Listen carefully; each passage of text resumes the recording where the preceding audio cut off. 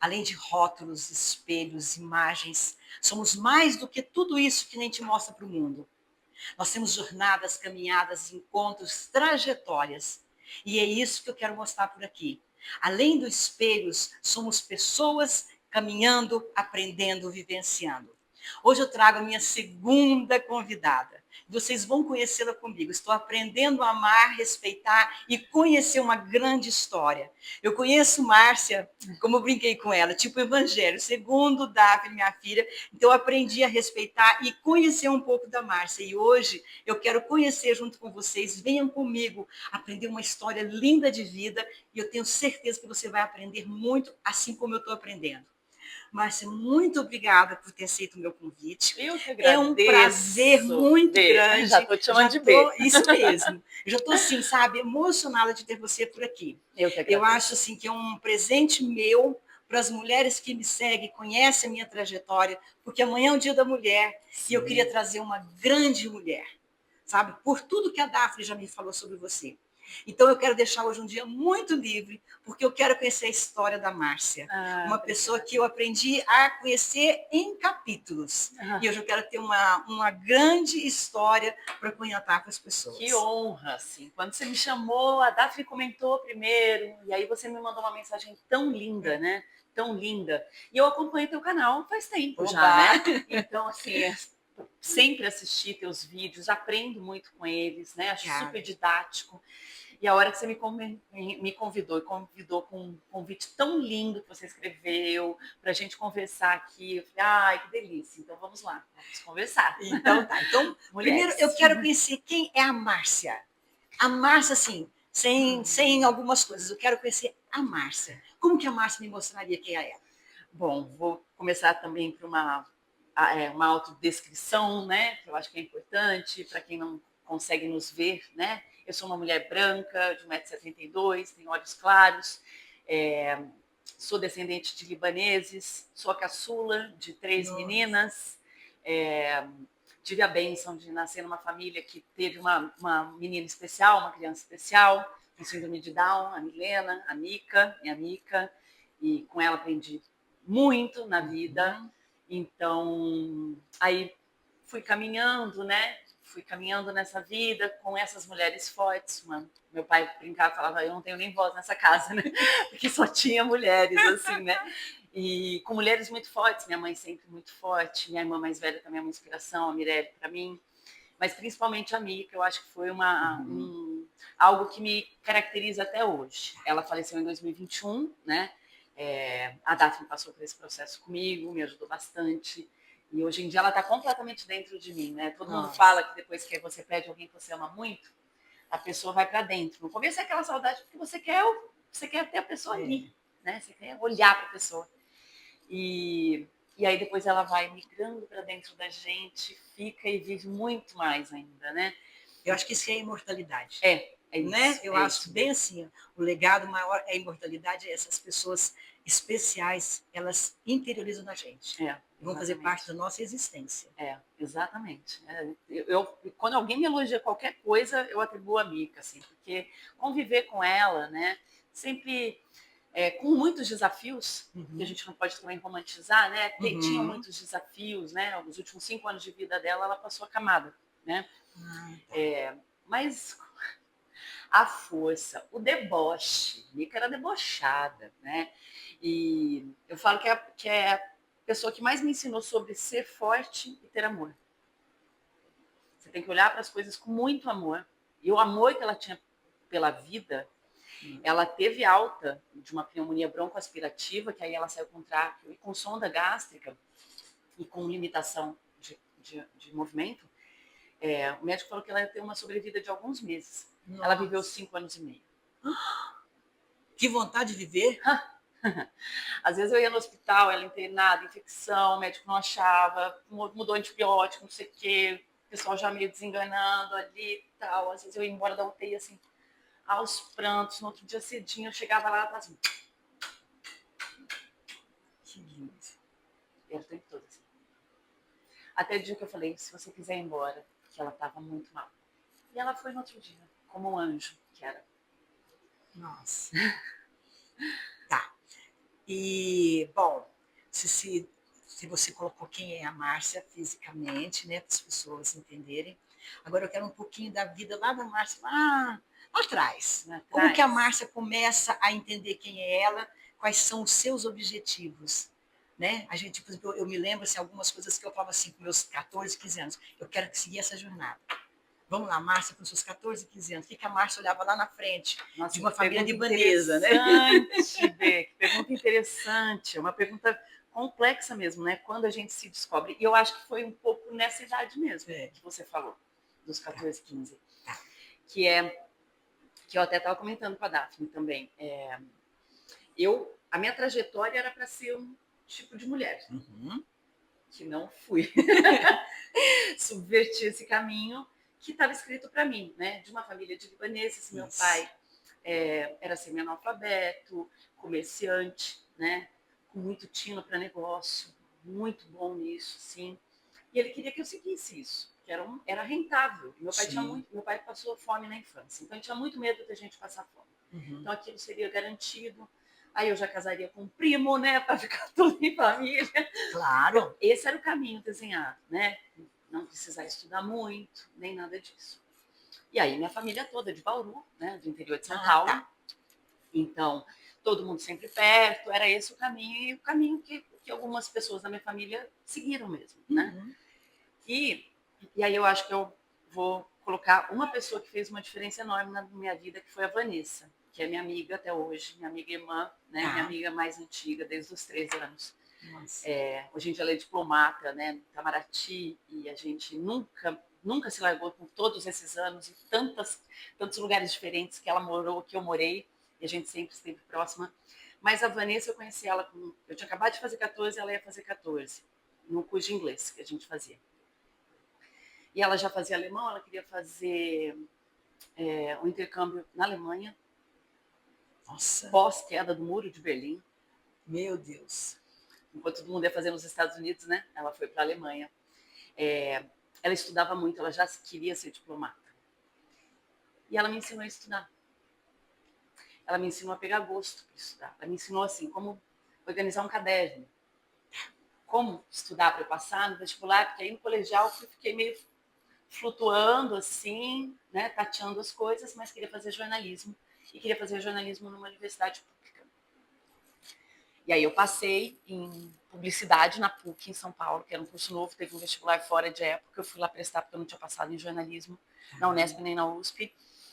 E fiz 6 meses, não era aquilo, não dava para mim, eu queria ser jornalista mesmo. E ela falou: você vai estudar desse jeito. Durante a semana você estuda esse. Final de semana você vai fazer esses. Ela me ensinou a estudar.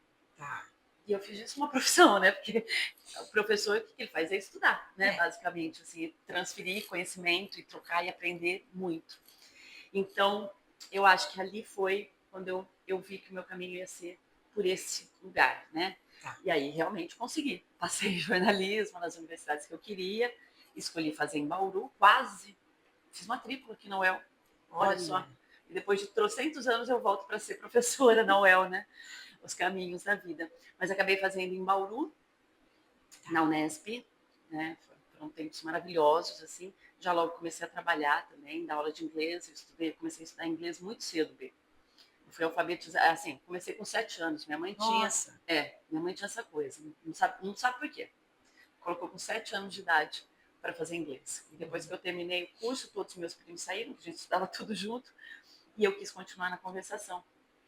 Então, e aí e aí, esse gosto por estudo, né? Aí, durante a universidade, eu comecei já a trabalhar na revista Toda Tim, que foi uma revista de jovens, né? Eu lembro. Você lembra Eu dela? Eu lembro. peguei um crescimento, assim, da Toda. Quando ela nasceu, trabalhei 3 Nossa. anos nela, me formei trabalhando nela. E era muito gostoso fazer essa parte, tinha uma clínica de estética que respondia as perguntinhas das Isso, eu lembro. leitoras, Eu né? lembro disso. Tinha sessões, foi assim um aprendizado. Eu aprendi a compor uma revista, uma página, pensar pauta, pensar texto. E eu estava na época eu estava na faculdade fazendo isso já, assim, né? Nossa. No segundo ano eu comecei a trabalhar na Toda Tim. Tá. Mas aí eu me formei e tive um dilema acho que todo mundo que se forma tem um pouquinho de dilema. Mas assim, eu não queria, eu já estava um pouco cansada daquilo. Tá. né? Porque são pautas que são recorrentes, né? Uhum. E aí eu saí da universidade, eu sempre quis estudar fora, eu estudava inglês há muito tempo, né? E aí eu pedi demissão e fui fazer alguns cursos em Nova York. Assim, fui para fazer um curso, mas eu fui meses antes para descobrir Nova York. Aí fiquei lá, fiz 3 cursos maravilhosos, curso de cinema, de relações internacionais, curso de Nossa! política, para me E preparar. opostos, né? Eu fui aberta, assim, né? Falei, o que der, eu vou. Muito assustador, porque eu era muito nova, né? Você descer numa cidade como Nova York, sozinha. E não é hoje, né? Porque o mundo de hoje é facilitador. Nós estamos falando alguns anos atrás, que as coisas não eram tão simples assim. Até Nada. para você sair era complicado, né? Super. Então, E para ligar para a família, que tinha não que ter um existia. cartão carésimo. Aí você ligava, ficava 1 minuto. Eu fico pensando hoje que a gente faz vídeo, gente. Então, mesmo que você viaje para longe, você continua meio perto das pessoas. Não, era uma época que você viajava, você ficava ali. Você saía do planeta. Você saiu do planeta. Aí tinha carta, né? É, Sempre gostei de escrever também. cartas e tudo mais. É uma delícia, né? Delícia. Até hoje, assim, eu gosto. Então, e aí fiquei estudando lá, vivendo lá, né? Aproveitando e vi que gostava de estudar fora. Que aí depois, mais tarde, né? Que aí eu volto para Bauru, começo a trabalhar como repórter no jornal diário, coisa de jornal diário que é difícil, né? Aí é totalmente diferente do Toda Tim. Ali é Outra outra pegada. pegada, outra pegada. E ali 2 anos me deu uma esgotada, assim, né? E aí eu falei, eu quero fazer mestrado. E aí foi me preparar, né? Aí eu penso assim, né, tá? Então você pega aquela adolescente, aquele projeto de vida, e quem assiste hoje, né, eu acho que se eu quis trazer esse tipo de história no Dia da Mulher, porque eu vejo assim, eu acompanho muito mulheres, né? O meu público ainda é muito grande de mulheres. E eu vejo a mulher muito perdida hoje. Eu acho que assim, a facilidade da internet, desse mundo digital, foi muito bom. Eu tiro muito proveito disso. Mas, ao mesmo tempo, eu acho que a gente criou um mundo de fantasia de que tudo é muito fácil, sabe? Então, quando eu trouxe essa Salim, eu quis trazer a história assim, Uhum. de tem trajetórias, né? Tem desafios, as coisas não acontecem da noite para o dia. E a gente que tem um pouco mais de conteúdo, assim, de trajetórias mais intensas, mais antigas, eu queria mostrar para as mulheres assim, que você tem que ter um objetivo, é catar ele e ir. Vai ter desafios, vão ter dificuldades, vão ter Nossa. as pedras, né? Mas você tem que continuar. E com todas as facilidades de hoje, as pessoas se perdem muito. Então você fala, você estudou muito. Eu acho que hoje uma dificuldade que as pessoas têm é dessa parte de buscar realmente conhecimento. Uhum. Eu quero que você mostre um pouquinho sobre isso. A importância que teve na tua vida, como teve para mim, é buscar conhecimento. Porque o conhecimento você leva com você, para Uhum. onde você for. Né? E ele te dá um norte. Então, eu sei que eu quero fazer isso. Você falou, eu queria fazer jornalismo. Foi difícil, só você sabe como é que foi. Então, eu queria que você mostrasse um pouquinho para essas mulheres. Pega essa trajetória. Busca lá, resgata. Você machucar um pouquinho. Busca essa trajetória da Márcia lá atrás. Eu quero fazer jornalismo. E aí não foi fácil. Mostra para nós algumas das coisas assim que foram desafiadoras, que eu acho que isso é importante. Conta para nós. Conto, claro. Suas perguntas são muito bem elaboradas, porque elas trazem junto uma afetividade, uma profundidade também, que é de quem estuda. Né? Então, assim, nós estudamos e continuamos, né? Isso é muito bonito. Tem uma tem um momento que é muito emocionante assim da minha vida, que foi quando eu estava fazendo então esse semi-intensivo para prestar vestibular. Eu morava num pensionato muito difícil, tinha 150 meninas, 50 por andar, roubavam minha comida, enfim, ali eu vi muita coisa assim. Eu fui assaltada em São Paulo, tal, e eu fazia esse cursinho no ângulo da Sergipe, em São Paulo, e ia ter um show do Caetano e do Gil no Ibirapuera, Nossa. do álbum Tropicália 2. E eu comprei o ingresso. Sempre apaixonada pelo Caetano e pelo Gil, que é meu sonho. É. Aí o ângulo marcou um simulado para aquele dia. Na verdade, o simulado ia ser no domingo e no sábado era o show. Eu tinha que me preparar para o simulado. E eu vendi o ingresso para uma menina do pensionato. E não fui. E fui no simulado, fiz o simulado, fui bem no simulado, claro, né? E a hora que eu passei no vestibular, então também não é isso que a gente hoje em dia recebe pelo celular, né? Tinha que ligar na universidade. E a primeira universidade que saiu o resultado foi a UEL. E minha mãe ligou. A cena, para mim, nunca vai sair da minha cabeça. Minha mãe sentada, assim, tinha uma escrivaninha com o telefone, ela ligando. Minha filha, jornalismo. Isso, jornalismo matutino. Márcia Nene Busalave. Teve que soletrar meu sobrenome. E aí ela falou, passou! E eu caí no choro, minha tia estava lá em casa. E eu só falei assim, valeu a pena não ter ido no show do Chico, do Gil e do Caetano. Então, assim, eu abri mão naquele momento. Porque é isso que você faz É isso quando que você você faz. né, tem um caminho assim, né? E eu lembro que eu não fiquei ressentida. Eu vendi e falei, é isso, né? Claro, você sofre um pouquinho, você está numa idade que você quer ir em shows e tudo mais, mas eu peguei amor pelo estudo, né? Então aí é tudo essa trajetória que eu aprendi ali, que eu vejo até hoje. Então, final de ano acadêmico, que eu acabei de passar, porque a gente fechou o ano acadêmico de 2024 na UEL agora, né? A Daphne sabe, eu tenho banca atrás de banca. Eu tive 10 bancas, e aí no meio tem banca de mestrado, que eu dou aula também no mestrado. Então, é final de semana eu tô lendo trabalho, não tem muito, sabe? E aí, das duas, uma, ou você vai ler, falando, ai que saco, no final de semana eu tô trabalhando, ou você imprime o trabalho e vai ler na piscina do prédio, que é o que eu faço, que meus alunos brincam comigo, que vem tudo com umas gotas de cloro, assim, né?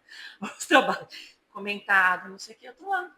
É uma forma de eu ler um trabalho no domingo, tá todo mundo curtindo e tal, eu também tô curtindo. Mas eu tô lendo trabalho, tô ali, levanto, boto o pezinho na água, dou um mergulho, tomo uma ducha, seco um pouquinho, corrijo mais um pouquinho e tal. Adultecer no que você faz. Eu vejo muito isso, é adultecer, não é maturidade. É. Adultecer é o teu trabalho, é o teu objetivo, é para isso. aquilo que você colocou como meta de vida. É. Então, você tem que fazer. Eu lembro uma vez eu vi uma pessoa falando assim, olha, todos os dias, às 3 horas da tarde, eu tenho vontade de jogar tudo pro alto. Aí eu sento e penso, se eu jogar tudo pro alto, quanto que vai cair para mim sobreviver? Ainda não dá. Aí eu engulo o choro, tomo um copo d'água e volto a trabalhar. Continua. E não é isso. Adulto Então, porque as pessoas acham assim, não, tá difícil, vamos mudar a rota, né? Então, aquela vez, de vez em quando, nem sempre, mas você tem que queimar a ponte mesmo. Você foi, atravessou, não olha para trás, a ponte já foi. Então, é daqui para frente. E você vai ter, a floresta é cheia de obstáculos, né? Então, você vai com o facão, vai com a foice, caixa de fósforo e vai tentando abrir teu caminho. Porque ninguém vai abrir para você. Não, não E você não pode delegar para o outro. Quando você começa a delegar demais, não, mas eu não fiz porque eu tinha meus filhos, eu não fiz. Você não vai. Aí bota a responsabilidade na mão do outro. Aí, acabou. Né? É isso mesmo. Vamos pegar um pouco da ancestralidade. Eu tenho assim, eu fui criada no meio de muitos árabes. Né? Eu faço assim, o meu nariz de italiano, eu falo que não é de árabe. É de árabe. E tá com PH também, né? Não é? Você vê até isso, né? Eu tenho muita curiosidade, porque você falou que você é das duas origens libanesa. E eu acho assim, eu sou apaixonada pela origem libanesa.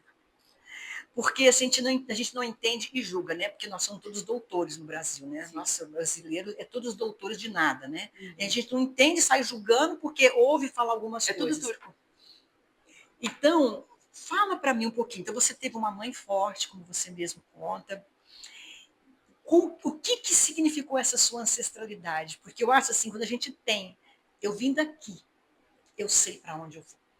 É um provérbio africano isso, sabia? Tá no livrinho. Tá no livro que a gente... Eu sempre penso isso. Se eu sei de onde eu vim, eu sei para onde eu vou. Eu sei para onde eu vou. Nossa, isso é muito forte. Eu me sinto muito libanesa, assim, né? Então, e vocês têm uma cultura maravilhosa e que a gente aqui não entende muito. É tudo segundo eu ouvi falar, mas você não vai na fonte. Não. Eu convivi, né? As minhas grandes amigas da adolescência eram todas de árabes. Olha. Então eu aprendi. Meu pai falava assim: quando você for, e meu pai já tinha muito medo, né? Por causa da nossa cultura, se eles comerem com a mão, você come com a mão. Você come com a mão. Se eles colocarem no prato, você come no prato. E experimente tudo. Olha que conservou. Porque você tem que abrir a tua mente. Então, seria diferente, eu sabia que seria diferente. Mas, assim, são as minhas maiores amigas da infância, da adolescência. E ali eu aprendi muito. Então, eu falei, eu tenho um respeito para a cultura árabe, para a cultura libanesa, porque eu convivi lá dentro, entendeu? E, assim, eu vejo que as matriarcas, né, dessa área, elas têm uma força cultural que nós aqui não temos, porque é milenar. Nós não temos isso. Nós não passamos pelas coisas que elas passaram. Traz um pouquinho isso para nós. Claro. Nossa, com o maior prazer. É um assunto muito importante para mim por vários motivos. Né? Tem a minha ancestralidade e, paralelo a isso, um caminho também de pesquisa que foi dialogando com a minha ancestralidade. Né? A minha família, assim, eles abraçaram muito a cultura brasileira. Então, em termos de língua, por exemplo, eu só sei falar Habib. E alguns palavrões, porque tinha muito primo homem, né? Tá. Então, mas é isso, sei falar muito pouco árabe, né? Não sei nada praticamente, né? Agora, a culinária é o que se mantém até hoje, né? Então, é muito forte isso, né? E o fato de ter ter uma tia, né? Que é uma tia professora também, de língua portuguesa, minha tia Sônia, né? Eu chamo ela de tia Amada, eu escrevo tudo junto, tia Amada, que escreveu um livro da nossa família. Ela pegou o diário do meu avô era um cara que escrevia diário, lia jornais, muito culto, né? E muito bom vivant também, era o primeiro a chegar no carnaval lá em Bauru, tinha camarote, tinha cadeira no cinema, sabe? E ela recolheu todas essas informações, a vinda dele para o Brasil, do Líbano, depois a vinda da minha avó, o casamento, e aí os 9 filhos que eles tiveram. E reuniu isso num livro lindo, maravilhoso, que chama Cussi Júnior 1140, que era o endereço da casa da minha avó. Olha! E é linda a capa, porque é um desenho da casa. E ela lançou esse livro com 80 anos de idade. Então, a minha tia é uma inspiração para mim. E ela trouxe para mim muito do que minha mãe já me contava muito. Eu viajei muito com a minha mãe, de carro na estrada. Minha mãe fez um tratamento de câncer de mama em São Paulo. E eu que dirigia. Eu que ia para São Paulo com ela, levá-la, voltar. E minha mãe já morava aqui faz tempo. Então, eu também trazia para cá. E no carro, a gente nunca ligou música, apesar de amarmos música. Era sempre as histórias da família. Então, assim, porque 9 filhos é muita história. Nossa! E, assim, tem história, assim, uma tia que ia casar com um, mas gostava do outro. Aí um tinha dado aquela aliança maravilhosa, onde ela deixou na janela, pulou a janela, fugiu, foi casar com quem ela queria. Uma mulherada muito forte. E aí, Bel, o que você falou, aí vem os estereótipos sobre essa mulher árabe, né? Que aí eu fui estudar isso. Tem um livro chamado Orientalismo, de um palestino, chama Edward Said. Eu li ele no mestrado em Londres, em 2000, e ele faz parte da minha vida até hoje, das minhas aulas, da minha pesquisa. Eu pesquiso estereótipos, né? E ele vai falar como o Ocidente criou uma noção de Oriente. E é sempre do bárbaro, hipersexualizado. A mulher é sempre uma dançarina. Só o que ela faz do ventre, né? Absurdo. É só isso. Então, ele mostra como, primeiro, foi a literatura que criou isso. E aí ele não poupa ninguém. Uhum. Shakespeare, Flaubert, Goethe. Ele vai mostrando nas obras de todos como colocavam os árabes como bárbaros, como primitivos. Como se coloca o indígena até hoje. Povo preto, né? Exatamente. Diaspórico. E aí, então eu estudei esse livro e é incrível, porque eu colocava ele assim, em uma aula do mestrado. As pessoas começavam, a cada ano que eu dava essa disciplina no mestrado, aí ele começava aquela aula, virava 1h30. Aí no outro ano virava 2 aulas, aí viravam 3 aulas. Porque o interesse foi crescendo muito, porque a gente foi vendo isso. O Edward Said, ele trabalha com a literatura primeiro, mas depois ele vai falar sobre os filmes norte-americanos, estadunidenses, né? Que colocam o árabe sempre como um bárbaro, sempre como primitivo, e a mulher, né, é só um objeto. E aí Há 2 anos eu fui fazer uma ascensão de classe na UEL, que é quando você passa de professora adjunto para associado. Tá. E aí você tem que escrever um artigo inédito e chamar uma banca com um professor de fora, tudo mais. E aí eu quis fazer uma leitura feminista da obra do Edward Said. E aí eu fui ler algumas mulheres árabes que estão escrevendo sobre isso. E elas, mulheres feministas árabes, que falam uma coisa que na hora que você estava fazendo a pergunta me veio na cabeça, que elas têm que lutar contra a opressão masculina, mas elas também têm que lutar contra o estereótipo que as mulheres ocidentais colocam nelas, como se elas fossem sempre subjugadas. Elas não são subjugadas. Que é o que eu via. Você via, né? Eu via isso. Porque era isso também, tipo, parecia que meu pai mandava em tudo, mas minha mãe que mandava em tudo, imagina. Minha mãe, ela ia ali, articulava, tanto que era isso. Totalmente. Elas organizam o clã. Eu via isso, sabe, como elas, assim, através do alimento, que é o que Olha, você falava. exatamente. Eu me lembro de algumas avós delas, né, que elas se reuniam. Uma das famílias, até ela é madrinha do meu filho, eram 7 Marias. Ah, São 7 filhas, todas Marias. que lindo. Era Maria Emília, Maria Ilse, Maria da Conceição, tudo mais. E todas as netas Marias. Aí a minha comadre é Maria Emília, que é uma das netas da dona Ráfia, que eles se alimentavam. Então, todos os domingos, almoço era lá, todas ajudavam, e ali elas organizavam a família.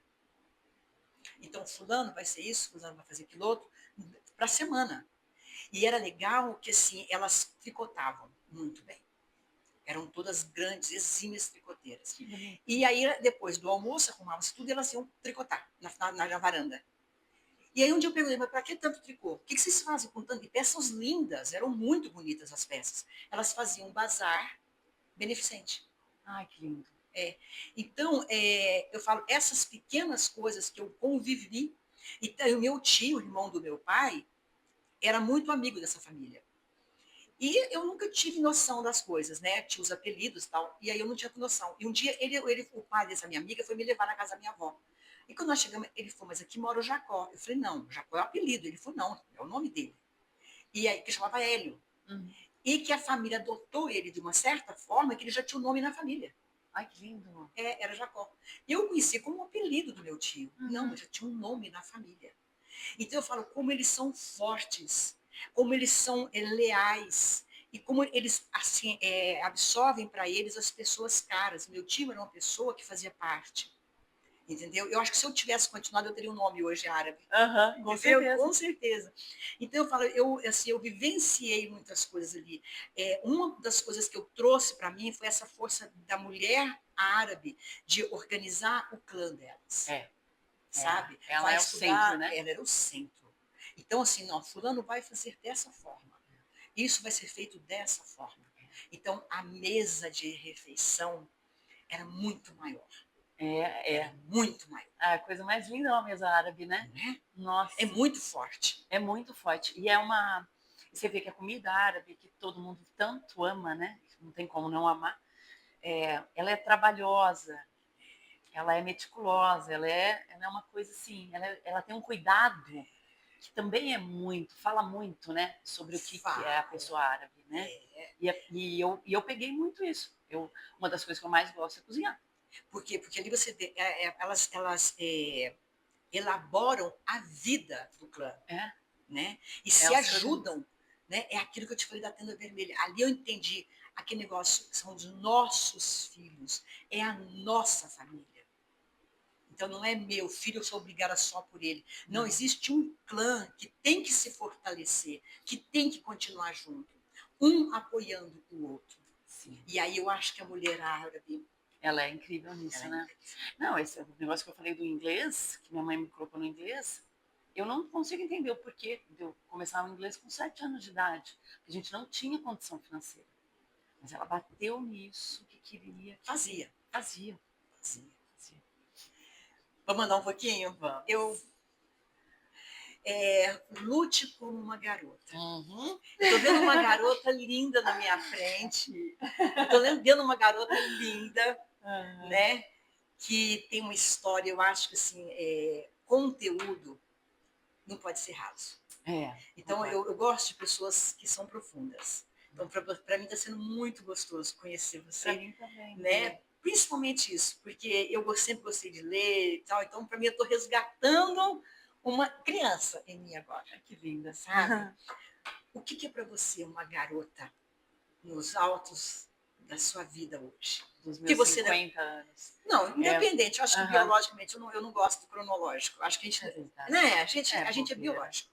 A gente é Concordo plenamente. biológico. As Eu estou vendo mulheres uma garota indígenas são linda na assim. minha frente, né? Com vivência, Obrigada. com vitalidade. Quem é essa garota hoje? Eu alimento muito essa garota em mim. Assim, eu alimento muito essa garota. Porque é isso que você falou, né? Ter profundidade nas coisas da vida. Eu levo a sério meu trabalho, eu levo a sério meu treino, eu levo a sério minha comida, eu levo a sério meu bem-estar, eu levo muito a sério meu sono. Mas eu adoro o deboche, a leveza das coisas, né? Eu adoro tudo isso que acaba sendo, né? Acaba sendo uma coisa de uma garota, né? Sim, Então traz essa leveza, né? Então essa garota em mim eu estimulo o tempo todo, o deboche, o humor. tem que ter, Eu né? lido na vida com muito humor. A Daphne sabe, assim, é uma coisa. Às vezes você está com algum problema e você olhar para ele dentro de uma perspectiva de fora e rir de você mesmo, acho que é mágico, assim. Deixa tudo mais leve. E leveza não é sinônimo de superficialidade, né? Pelo contrário. Pelo contrário, Pelo né? Dá para contrário. ser as duas coisas. Então, eu acho que é isso. Como eu tenho uma vida muito séria, eu cuido da minha mãe de 90 anos, né? Eu cuidei da minha irmãzinha esses 5 anos e meio, porque minha mãe já estava com uma idade avançada, ela não podia ficar no hospital. Eu fiquei com ela, mas eu já cuidava antes. Ela sempre, para ir no dentista, tinha que ser comigo, tudo era comigo. E, e aí, então, assim, eu tive responsabilidades muito cedo, principalmente com a minha irmãzinha. Uhum. Então, é muito sério. Parte financeira, eu gerencio da família. Então, assim, tem muita coisa. Só que aí, se você ficar só, aí você Fica embrutece de pesado. uma maneira, né? Então é isso, eu continuo, assim, estimulo esse lado garota, sabe? De entrar na piscina, nadar, curtir, né? De dar risada com as amigas, que é uma coisa mágica, né? Nossa. E esse é um benefício de ser mulher, né? Sim. Saber viver amizade, saber cultivar e curtir, né? Então é isso, Bê, assim, eu mantenho essa garota bem, Que gostoso. bem viva Isso é aqui, né? importante. Porque é isso, não pode ser só uma camiseta também. Bom, a gente falou bastante coisa. Eu acho que nesse papo nosso foi só o primeiro, foi só assim uma dose Um homeopática, teaser. né? A gente vai ter que fazer o 1, 2, o 3, o 4. Vamos. Adorei. Acho que vai ser muito gostoso. Adorei. Teu Eu espaço quero. é lindo, esse espaço é muito Obrigada. especial, você é muito Fica o especial. convite, gente, conhecer o nosso espaço. Vale a pena. Uma coisa assim, você me deu um presente que mexeu muito comigo. Pela história, depois eu conto. E que me fez lembrar muito da minha avó também, uma mulher muito forte, que eu até vou te contar essa história que foi muito bonita. Foi num Natal que ela não tinha dinheiro para comprar presente para os netos. E a minha avó era uma grande cozinheira, extremamente. Ela me ensinou a beleza. Toda a minha estrutura de beleza vem dessa minha avó materna. Lindo. E nesse Natal, se eu me emocionar, me desculpa, ela passou a tarde fazendo biscoitos de polvilho. É de presente. Com o nosso nome. Que lindo. O meu era enorme. O meu era maior que o dos outros. Com certeza. Meu pai pôs aquele baita de nome, né? Então eu falo, essa simplicidade, ela para mim, ela é mágica. E que a gente não perca nunca isso. Eu acho que, sabe, se eu tivesse que falar alguma coisa para as mulheres hoje, é que a gente resgate isso. Essas histórias que vêm lá de trás, que a gente vai formando o nosso caráter, a nossa estrutura, e que a gente passe para frente. É isso que eu sempre tentei passar para meus filhos. De falar nisso, desde o começo nós falamos da Daphne. Muitos de vocês conhecem o meu bebê. Eu vou falar sempre que vai ser a minha fadinha, porque eu fui a criança apaixonada até hoje. Eu sou apaixonada por fadas. Depois você vai ver minha coleção de fadas. E eu gostava tanto de fadas, eu fiz uma para mim. Sabe? E acho uma Daphne, nome árabe. Eu não quis o grego, eu quis o árabe. Eu chamo de Miglis. Então, vem aqui na mamãe, para vocês conhecerem. Hoje eu divido ela eu divido ela. Senta aqui com a mamãe. Senta aqui com a mamãe. Miglis. Então, é a Daphne que me presenteou com uma outra grande amiga. Hoje vai fazer parte do meu ciclo. E eu quero deixar um convite para nós três. Algum tempo atrás, eu vi uma ideia de duas amigas que se conheceram como a gente. Do nada, a vida presenteou com a imagem. E como elas não queriam perder essa pauta da vida, e as duas gostavam de escrever, e hoje você também ensinou muito a minha filha a ler e escrever, e eu sou muito grata a você por isso, que a gente criasse o que as meninas fizeram. Elas criaram um e-mail, e que toda semana uma mandava um e-mail para a outra. Ai, que lindo! Com histórias assim, cotidianas, e que se tornou um livro um dia. Ai, que lindo! Então, como nós três gostamos de ler, gostamos de escrever, que a gente crie, a partir de agora, a ideia de um e-mail semanal, um compromisso semanal. Tá. Quem sabe daqui um ano e pouco, a gente vira um livro de histórias da vida. Histórias do cotidiano. Histórias do cotidiano. Que contam tanto pra gente. De três gerações quase, né? Porque eu estou com meus 62. Então vai ser legal, vão ser 3 gerações, 3 momentos diferentes de história. E que a gente faça. Combinado, gente. Vamos fazer. A gente conta muita história no treino. Nossa, e a gente muito. treina junto, a gente né? Hoje nós duas treinando. Agora a gente vai Agora nós vamos escrever. É só passar pro papel. Passar pro papel. Não, passar por e-mail. Por e-mail. Por e-mail. A gente vai depois passar pro papel. Que eu adoro lá na loja. Amei. Amor, amei essa ideia. Amei então vamos conversa, amei a ideia. Eu acho que a gente precisa dividir, né? Com certeza. Bom, eu vou primeiro te agradecer muito, mais uma vez. Eu estou, assim, plena hoje. Plena. Obrigada. Para mim vai ser um grande dia da mulher. Super diferente. Obrigada, gente. E aí obrigada por me receberem tão bem. Não, foi uma surpresa, um presente mesmo, que a Daphne me deu. Então eu quero que você deixe, assim, uma mensagem da Márcia, independente de qualquer coisa, para essa mulher que está assistindo a gente hoje. Somos 3 mulheres diferentes aqui agora. 3 mulheres diferentes e tantas outras, né, que vão assistir. Isso. E essa singularidade da mulher é uma coisa muito especial, né? A gente não precisa ser igual a todo mundo, né? Pelo contrário, assim, a riqueza está na diferença, né? A gente não precisa ser todo mundo igual, mesma cara, fazendo as mesmas coisas. A gente é diferente e o diferente é bonito, né? E então eu acho que cada um se aceitar como é, fazer o melhor de si, né?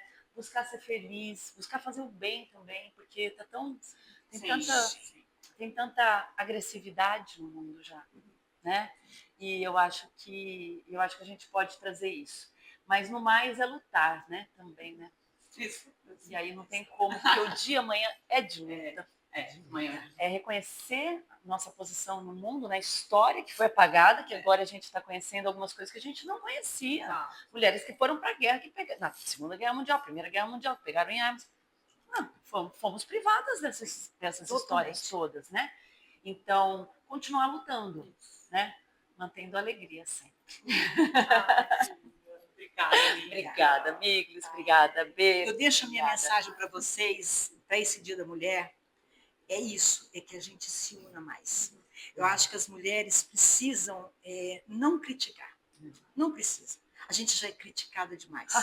Então, é assim, olhar a diferença, é olhar a singularidade da outra, mas com olhar de generosidade e ternura. E que a gente possa se somar cada dia mais. Eu acho que as mulheres, a maior luta que nós temos é essa, é com nós mesmas. É a gente se ajudar, né? A gente foi criada para se odiar, mas a gente não precisa se comparar tudo, né? Não precisa disso. Não, pelo contrário. Então, um lindo Dia das Mulheres para todas nós. E daqui a uns dias nós temos mais um podcast. Fiquem com Deus. Tchau. Obrigada.